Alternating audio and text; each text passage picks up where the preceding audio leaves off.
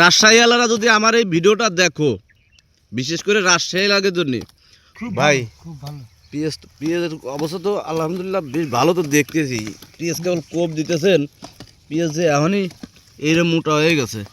হ্যাঁ, বাবা এ তো ঠেহাই রাজবার না মনে হইতেছে বুঝতে। এটা আল্লাহ পাকে জানে কি হবে। হ্যাঁ, সবই আল্লাহ পাকের ইচ্ছা। এটা কি পেঁয়াজ ভাই? হাইব্রিড। হাইব্রিড আদু ভাই কিটা পেঁয়াজ তো কুবাইতেছেন, পেঁয়াজ তো এখনই যে ধরে গেছে। এটা আদু ভাই কামলা। হ্যাঁ, আদু ভাই ভালো চাষি।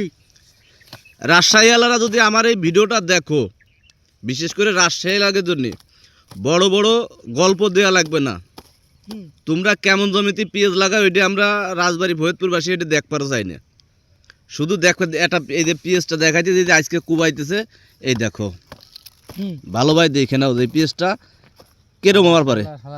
এই যে বাগানের ভিতরে দেখো, এই যে বাগানের ভিতরে পেঁয়াজ লাগাইছে, আমি দেখলাম এইটা করলাম গমের জমি, এটা মুসুরি গম সেই এই সবগুলো এনে এনে বুনের জমি। সেই জমিতে পেঁয়াজ দেখছো, একটু ভালো ভাই দেখে রাখো। কেবল আজকে টেঙ্গি মারতেছে, এখনো এরকম ট্রিটমেন্ট হয় নাই। তো আর যদি পেঁয়াজের জমি হয়তো, তাহলে তুমি বুঝতে পারতেছো যে এই গাছটা কিরম হইতো। তাই এত লাভালাভি রাজশাহীরা করো না তোমরা।